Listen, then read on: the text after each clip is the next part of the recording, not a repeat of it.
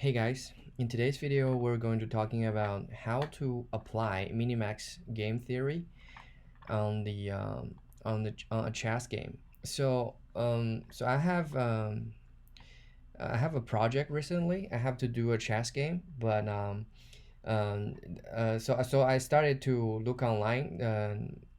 So I searched the chess Unity, and I found this tutorial which is pretty nice. But the thing is, like, this game, this video, it doesn't apply any algorithms inside, like which it doesn't use Minimax. It just create this game, and you can choose both side and you can play it. But my project is a chess, but you have to apply Minimax algorithms on it. So what is Minimax algorithms? I'm not going to repeat it again. There are a whole bunch of YouTube videos about this.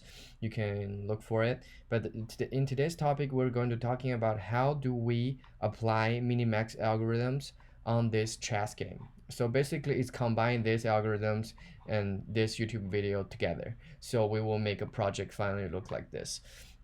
So I will gonna show you what it looks like in the end. As we can see, we have this chessboard right now, and so in this project, the black piece has two moves, which one is random moves, the other one is using Minimax move, and the depths we can choose from 1 to 3. So first of all, I'm gonna show you, for example, the random moves. So if I'm gonna move this piece, this black piece is just gonna do some random moves. You can see he's just moving back and forth, which doesn't make any sense. But if I'm gonna choose Minimax, and I'm just gonna choose the depth to 3, and I'm gonna choose Minimax, and then I'm gonna keep moving like this. So he will start to getting a little bit smarter, which you can see he move his horse here, and then if I keep moving here, no, you see he just eat my piece. So I will go through this code a little bit, but this code is not perfect, but it still has a whole lot of bugs inside. But I'm just gonna show you an idea of like how do we combine these Minimax algorithms within this chess game. So the idea is, first of all, we convey this board 8x8 board into a matrix. So for each piece, for example, the black piece, black pawn, or the white pawn, when the piece is at a certain point, he will have a value to represent how important it is for example, like this white piece. Okay, for example, he's here, and then now we will assign a value, like for example 10, like to represent, okay, if next time the white piece is gonna move, like because he has so many, for the white side it has so many pieces to move, he's gonna choose which one is the most important to move, that so that I will have the maximum benefit. That's what this value basically means. So I was showing the code. For example, like we have a folder here called Minimax, and then we have this weight matrix. So you can see here, for example, this matrix is represent pawn board weight. So for example, you imagine like this pawn, he is at right here, like at this place, okay, at this place. So it's at here, so it's 1 6. So he's at 1 6. So when he's at 1 6, why the value is 50? Because if the next time it's for the white pieces to move, if he keep moving forward, he will become a queen. So this move is way more important than other moves. For example, like imagine like another piece, another pawn, which is right here, for example right here, like, so for the white side he's gonna choose, oh, I'm gonna moving this, or I'm gonna moving this. Obviously I'm gonna moving this because this has much more benefits for the white side. So this what basically is the weight matrix means. So inside this Minimax dealer, so what we're doing right now, first of all, after we move the white piece, okay, after we move the white piece, it's time for the black piece to move. So the black piece will first calculate right now on this board, like for example, each piece is at which square. I'm gonna calculate everything, and then I'm gonna calculate the weights, the sum up weights for each side. So this is what this function does. First of all, he will get the board state. So if we'll calculate the weights for each side, and then this max, if max means for the black piece side, he's trying to maximize his pieces and his values on the board. That's what. So this if is for the black side, and this else is for the white side.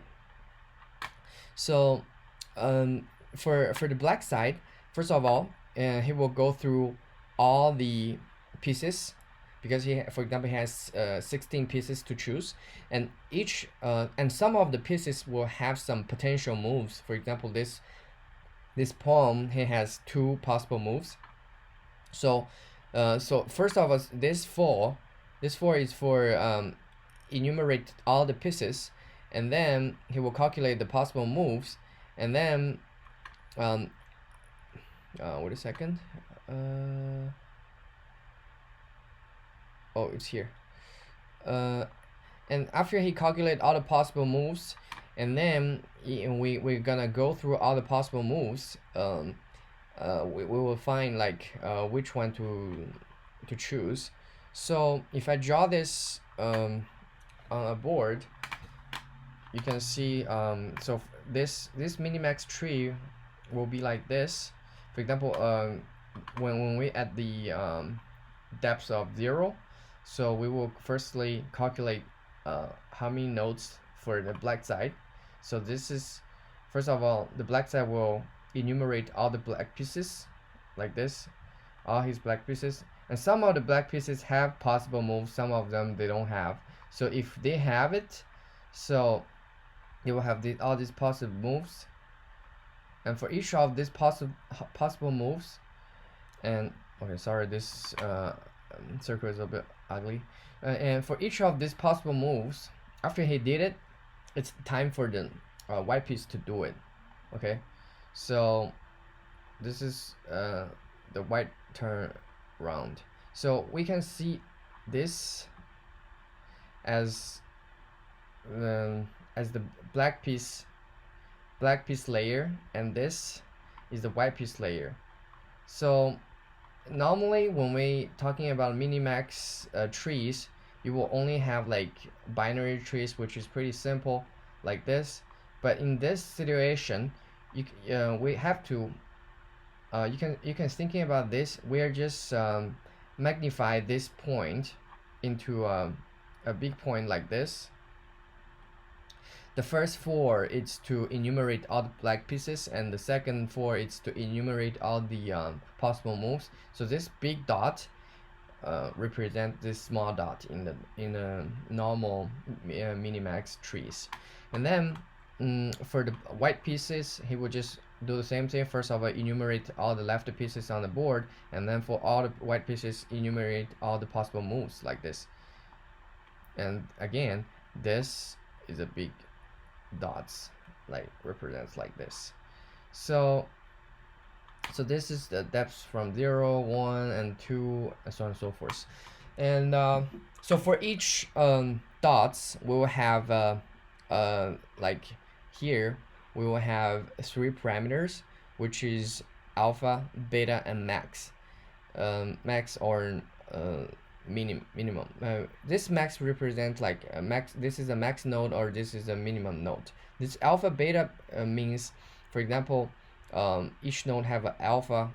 Like for example, like this black piece, he will have alpha, and he will have a beta 2. So this alpha basically means like currently, like you can imagine this tree, like horizontally, what is the biggest value for this node, and this beta basically means for the white node horizontally, what is the minimum value for this beta.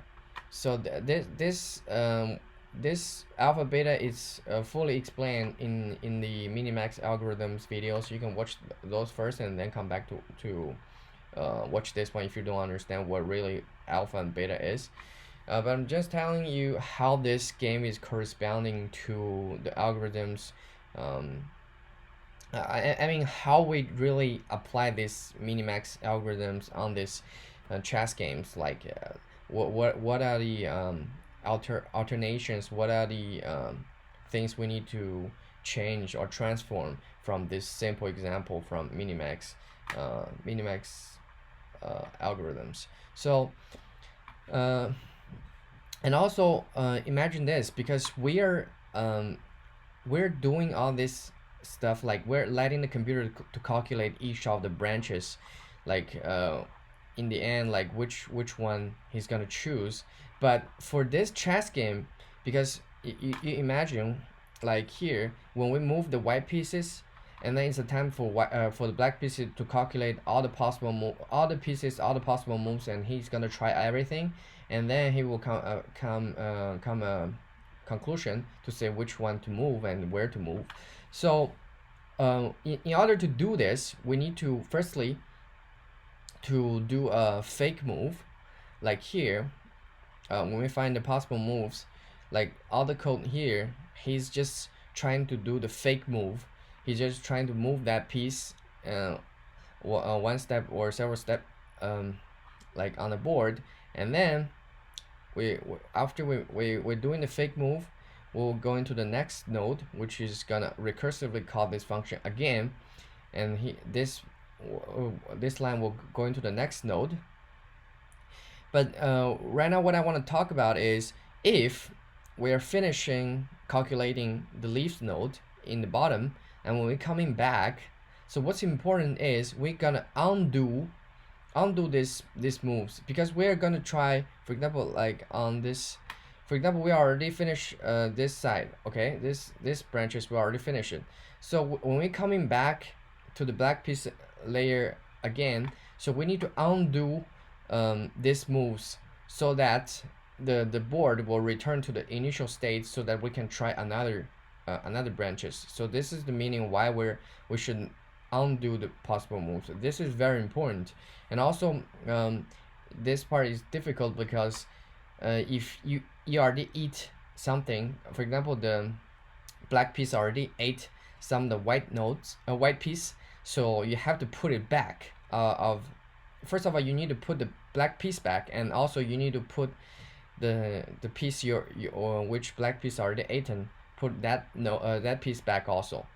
So after all these calculations, and then we will have so in the end, what we need to return outside is not the leaves node value, because we don't need this. What we really need for this game outside, for the black piece, he just need to know which piece I'm gonna move and how far I'm gonna move. So this is, so basically what he needs is, for example, like on this tree, he has so many branches. After he calculating everything, he found, okay, maybe, okay, this node in the end, it's the best one. Okay, I'm gonna choose this one. But for this chess game, it's not like Minimax algorithms. In those tutorials, we just return this value. Instead, we need to return this move, like the information on this branch, because we just need to know the first move for the black pieces. That's enough. So what's really important here is we need to have a structure. Like, for example, here, so I define a best move class. So this class, at the beginning, I will put some initial values to it. We only update these values here. We only update this value when the depth, is at 0, and when this score, when the best value is bigger than the current best value. So imagine this. So for example, this node, okay, I'm calculating this best value from here, which is bigger than the current best moves value. That means to say, like, the best move, best move, the value of the best value for the best move, formally calculated, it's expired. I need to update it again, which means this move is better than this move, so I'm gonna choose this move. So that's why I'm having this if here. This if is only applied on the black side. The white side doesn't need this. But anyways, this is a rather complex object. I mean subject. So I will put the code in the description, in the video's description. It's in the GitHub. I hope this will help you a little bit, for the people who come into the same situation as I did. So thanks a lot for watching this video. Thank you very much.